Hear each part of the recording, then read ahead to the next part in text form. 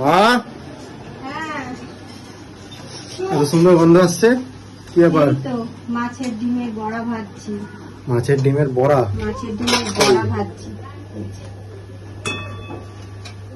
মাছের ডিমের বড়া হচ্ছে।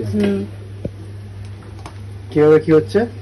এই মাছের ডিমের বড়াটা ভেজে তুলবো, এর উপরে এবার চিংড়ি মাছটা ভেজে নেবো, হালকা করে একটু ভাজবো। আচ্ছা, ভেজে নিয়ে তারপরেতে ডিমটা আর মাছটা দিয়ে একবারে কালিয়া করে নেবো।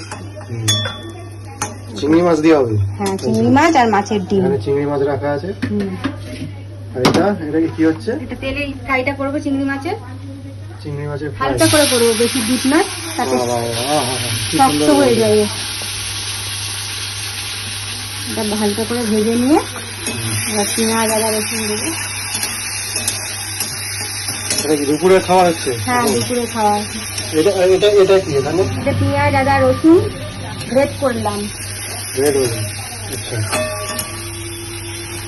সত্যি বলতে আমি এত কিছু জানি না, যা রান্না বান্না করে তাই খাই। সোজা কথা, আগে মনে হচ্ছে একটু স্পেশাল কিছু হচ্ছে। নামটা কি বলছে? ডিমের ডিম, মাছের ডিমের বড়া, চিংড়ি মাছ দিয়ে কালিয়া। এই পেঁয়াজ আদা রসুন চলে গেল এবার, তাই তো? হ্যাঁ, এটা আবার একটু কষবো। এরপর কি মশলা টসলা যাবে এরপর কিছু? হ্যাঁ, ওই লঙ্কা গুঁড়ো, হলুদ গুঁড়ো। মশলা এটা ছোট থেকে দেখে আসছি আমি, এরকম একটা বাকেট সব ধরনের মশলা। কি আছে? লঙ্কা গুঁড়ো, লঙ্কা গুঁড়ো, হলুদ গুঁড়ো সব ঢালা হয়নি, শেষ হয়েছে, আবার ঢালবো। এই হলুদ গুঁড়ো দিচ্ছি। এটা কি কষার সময় দেওয়া হচ্ছে? তাই হ্যাঁ, তো? কষার সময় হলুদ গুঁড়ো, লঙ্কার গুঁড়ো দেবো।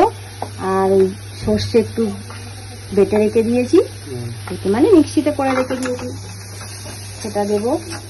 নুন মিষ্টি দেবো। ও গোটা গন্ধটা যা বেরিয়েছে, দারুন দারুন। গরম আমার তো মশলা এখনই খেতে দিয়ে, ইচ্ছা করছে। গরম মশলা দিয়ে নামাবো। এটা নুন দিলাম।